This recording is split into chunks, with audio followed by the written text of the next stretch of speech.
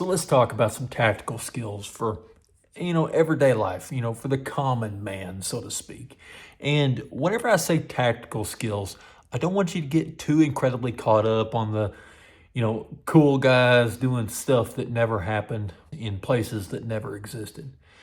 But remember, everything that goes into something tactical requires a whole back end of things that all have to come together to make that work. So let's discuss that for a little bit. Some tactical skills that every single adult who's currently has the ability to fog a mirror needs to be working into their daily lives. So let's get after it. Okay, so first of all, let's talk about self-defense and more specifically combatives.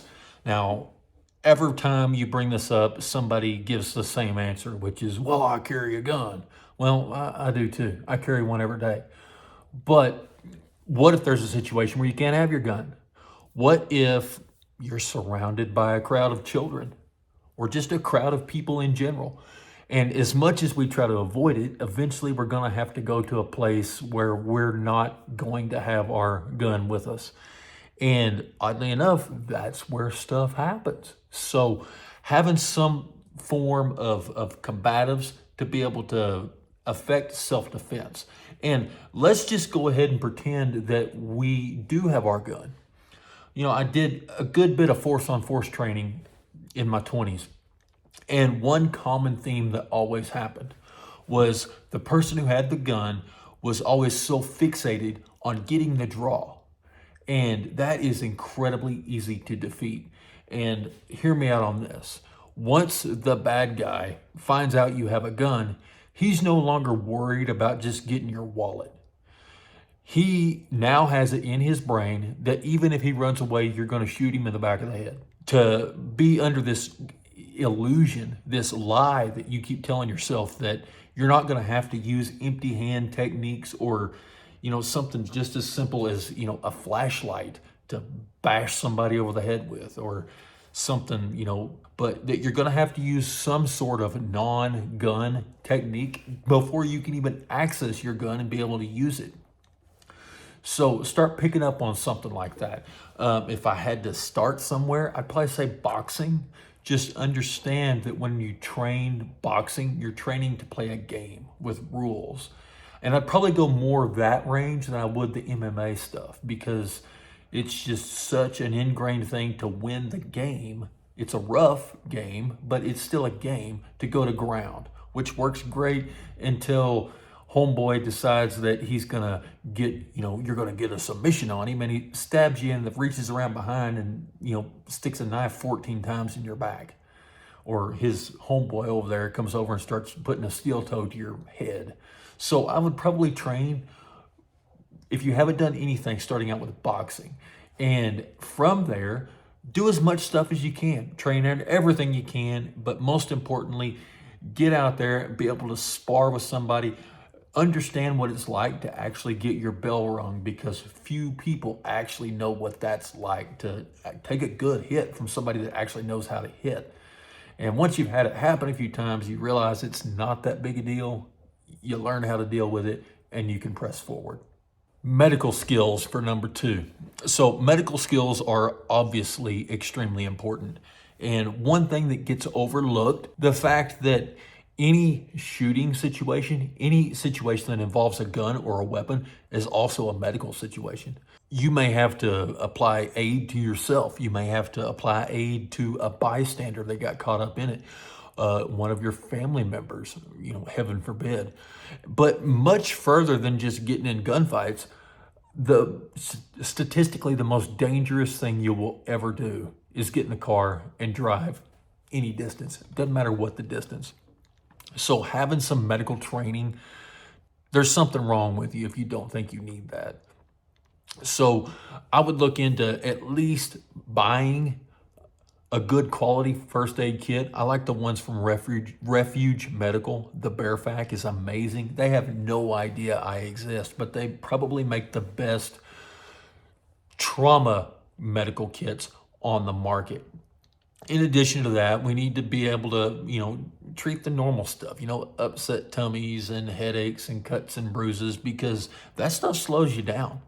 And we're not just talking about bug out stuff, right? We're not just talking about emergency stuff, but we don't want to be slowed down in our everyday life. This is for the common man, stuff that we can use every single day. So have the ability to treat that kind of stuff as well. I do think it's important for you to get some sort of TCCC training, even if it's not the full TCCC training. At minimum, a CPR. It's even better if you can get a Stop the Bleed course under your belt. And I know the Bear Independent YouTube channel has a full playlist of all of this stuff. While you need to understand that watching a video is information, not training. Next, let's move into navigation. Navigation, land navigation, whatever you want to call it, map and compass navigation, orienteering, pathfinding, call it whatever you want. But, we're all in the preparedness community here. So we understand that GPS is not always going to work. We've had the GPS in our vehicles and on our phones mess up on road trips before. We've all done it. So having the ability to orient yourself along, with the whole world with a map and compass is extremely important. If you're looking for a good place to practice this, go online and try to print a topographical map, or at least a satellite view map of your home that covers your whole neighborhood. Try to find landmarks, learn how to stand, in your front yard and shoot an azimuth and triangulate yourself on that map. You can look up some YouTube videos to figure out what that means. While you're at it, go ahead and step up your situational awareness, which we'll bump on this here in just a minute. Zoom out to your region. What are your access points in and out? What are your choke points? Kind of do an area study of that. If you're a hunter, mapping out, yes, the OnX or whatever apps for the GPS are awesome, but I encourage you, get a paper map and try to plot some of that stuff out. Learn how to use pace beats, learn your pace count, learn how to use a compass, shoot an azimuth, and techniques like handrails and backstops. Dave Canterbury, his YouTube channel has a lot of really good information on that if you're looking for some place to go with that. And while we're on that subject, speaking of preparedness, I want to show you the product of the day today, which is the Anker Power Core Power Banks. Being able to charge our devices and GPSs even is absolutely invaluable. And Anker is probably the best value for dollar that I've found. I have a lot of their products. This is talk about, in the 20 to 50 milliamp hour range. Rechargeable battery packs are great. So if you want to click the link below and pick one up, you can support me. It'll buy me like a cup of coffee a month is what we make off of Amazon. And if you click my link to get to Amazon, I'll get credit for anything that you purchase, even if it's not on my link, if you want to help support me just a little bit. So let's move on to the next one. So next, let's talk about stealth and gray man tactics. This is basically just the ability to be unnoticed. Go through a crowd and nobody remembers seeing you there. But that's what this is. It's just the art of being unnoticed. I think there was a quote that I heard. I don't remember it exactly, but it says, don't look like a thug in a boardroom and don't look like a businessman in the hood. And I think that's absolutely true. You need to somewhat match the environment that you're in. All the people that have 1,000 bumper stickers, we all remember that vehicle. The brightly colored shirt, I'll put in a little thing of somebody wearing that, and you can really look at the people that are going to go unnoticed as compared to the ones that just stick out like a sore thumb. Now, this doesn't have to be an all the time thing, but there is a time and a place to go completely unnoticed. The moral of the story is you want to be just another face in the crowd that nobody else remembered. So now let's talk about things like escape and evasion and entry, like lock picking and stuff like that. Don't necessarily think about like super spy stuff, although, that's a good skill to have. But Get in the habit, and this goes to our situational awareness that we're going to talk about here in just a minute, of keeping track of your rearview mirror while you're driving, changing routes as needed, understanding if it looks like somebody might be following you around, because it's a pretty common thing. We always hear about this stuff on the news. Go through and look up a few videos on, civilian escape and evasion, and go as far down that rabbit hole as you feel like going. But another skill that kind of goes along with this is lock picking. Lock picking is, it's actually pretty fun to do, not near as difficult as you think. And it has saved my butt 1,000 times, where I've locked myself out of something or lost the key to a padlock somewhere, around the property. So I encourage you to, I'll post a link below for some lock picks. I encourage you to go and pick up a set of lock picks and get a rudimentary, kind of understanding on how to do it. Learn about the Bogota picks and things like that. Just kind of get the vocabulary down and play around with some cheap locks and maybe your doorknob on the front of your house, and learn at least a rudimentary level of that skill and how to get past locks. By the way, a huge pipe wrench will open almost any padlock in the world, so keep that in mind. Act accordingly. We hope we'll never need it, but if we do need it, it's going to be wonderful to have the skill to be able to use it. For number 6, let's move on to like LP, OP, and security, which is listening post and observation post. It does exactly what it says. It's taking in information, listening, whether that be, with our ears, or monitoring radio traffic, or something as subtle as, why did all those birds just fly up over there? It's dark. Birds don't normally do that. And, the observation, actually looking at what's going on in the world around us in order to gain an intelligent decision about what may be going on. This goes way down rabbit holes. If you could look at the S2 Underground YouTube channel, he does an excellent breakdown of this. Now, he's pretty radio centered, so he's going to be talking a lot like, government, air traffic, as well as just monitoring, police scanners and stuff like that. And then watching the news counts as part of this, even though the news is, it is what it is, right? Being able to understand what's going on with people that aren't directly involved with you, and form a decision on what you need to do, how you need to do it, or if you need to do anything at all. That's kind of what we're aiming for with LP, OP, listening post, observation post type mentality. Along with that comes, intelligence, just, your spy stuff, right? So intelligence, there's signal intelligence, SIGINT, human intelligence, HUMINT, open source intelligence. There's several different actual published categories that this breaks down into, first-hand source, second-hand, third-hand source intelligence. But understand all of that, kind of research it a little bit, understand, human intelligence is information that we're getting from a person. Signals intelligence, this is the hoovering up of radio signals and phone signals that we think about, with the spies and monitoring internet traffic. And one good reason to learn how to gather this information is, by default, you learn to protect your information. So it helps you out on both ends there.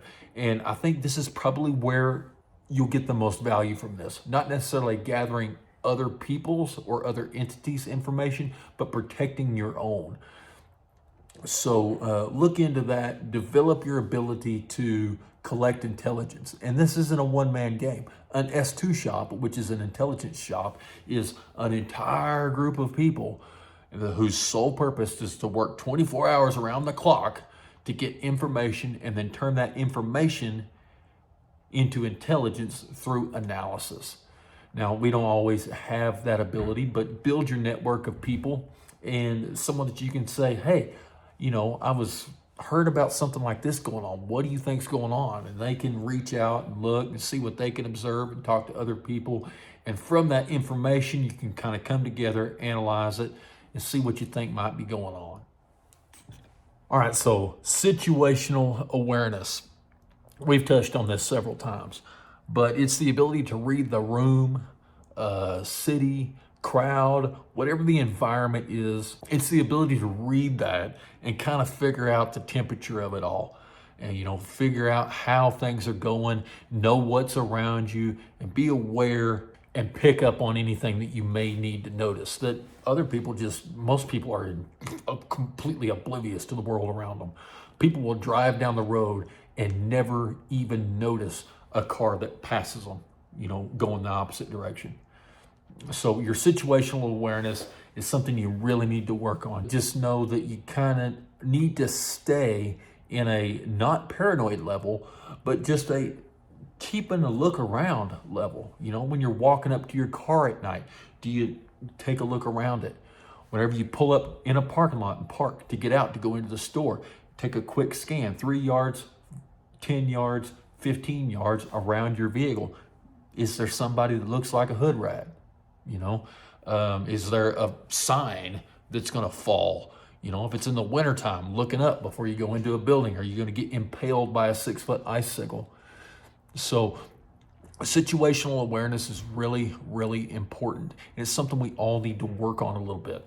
But start out by taking a look around and observing the people in the crowd. Who is completely distracted by their phone? Was that person you? Who is having conversations with each other? Here's this group of people having a conversation. Here's this group of people. Look around, see if you can tell which ones the cops are.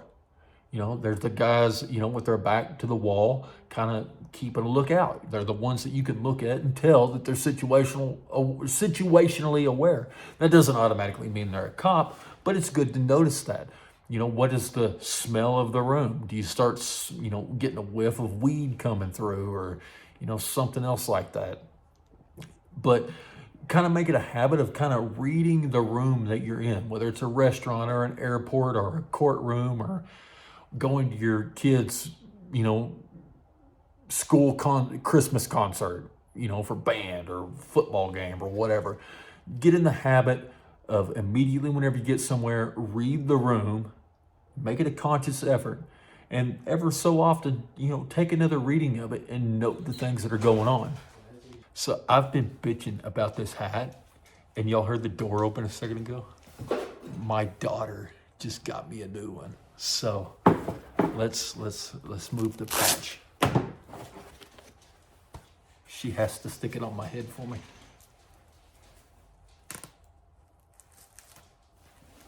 That's badass. I got an early Christmas present. Back to the video. So back to where we were, situational awareness.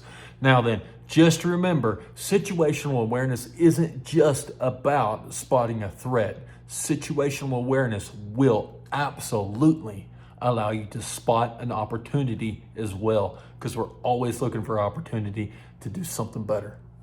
Now, the last thing I have for you here is probably the most important. I love my new hat. We take all of these together, and basically what we get is a all-around improvement of self. Doing everything you can to improve yourself. What Andy Frisella refers to as personal excellence. This is personal excellence with your health, your fitness, your income, your hobbies, personal excellence with making sure you're the best husband that you could possibly be, the best dad you could possibly be. My daughter is the best daughter she could possibly be for giving me a new hat. I'm really excited about that, by the way. So look over all of these things and come up with anything else you can do to improve your daily life. There were so many things that I wanted to put in here. Computer literacy was something I really wanted to put in here. Entrepreneurship is something I really, really wanted to put in here. But we lacked for time. But all of those extra things can be rolled into developing your personal excellence. Healthier, wealthier, smarter, stronger, better. What can you do to improve those 5 things and improve them every single day of your life? All right, till next time, you guys be safe.